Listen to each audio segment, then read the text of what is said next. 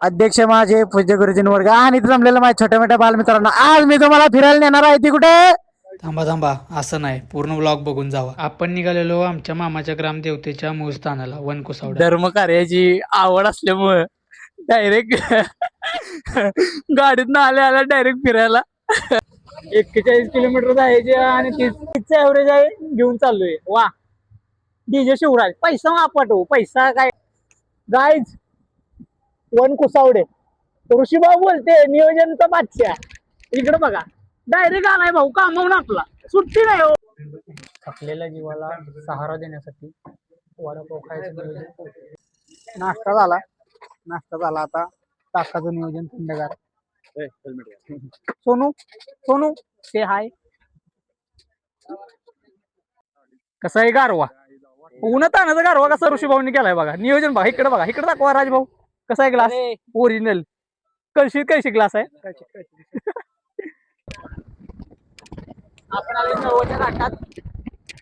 कसा आहे एकदम हार्ड घाट आहे एकदम म्हणतात ना काय सांगू नाही म्हणता येत नंतर सांगतो. घाट क्रॉस केल्यावर आपण भेटू मित्रांनो. ऋषीभाऊ काय शब्द. ओके ऑफरोडिंग रायडिंग वन कुसावडे खूप सुंदर असं देवीचं मंदिर आणि स्पॉट आहे. त्याच्यासाठी आपण थोडीशी मेहनत आपल्या गाडीची मेहनत ऋषीभाऊंची मेहनत. रस्ता थोडा खराब आहे असल्या ऑफरोडिंगला R1 5 घेऊन आली. अंगात किती मस्ती असेल आमच्या. गाडी नवी गाडी आहे या. लय बेकार रस्ता आहे एकदम बघू शकता.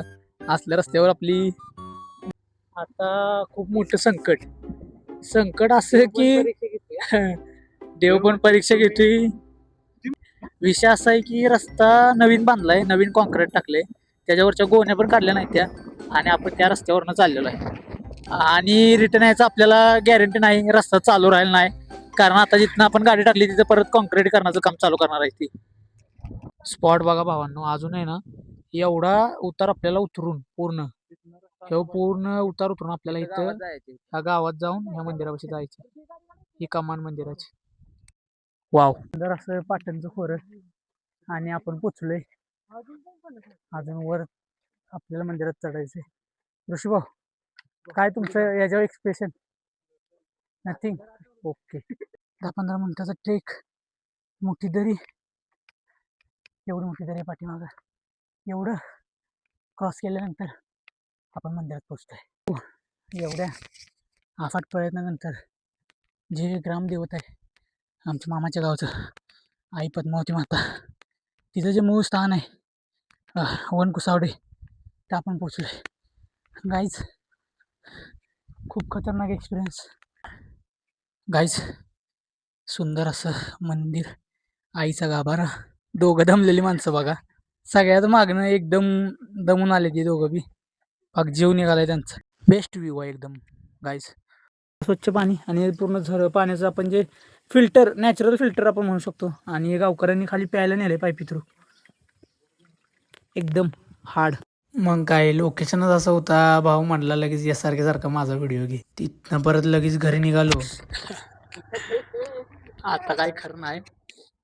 3:30 वाजता घरातल्यांना सांगितलेलं आणि पळून काय मला तर सांगितलं येऊन वगैरे माघारी बारामतीला जा.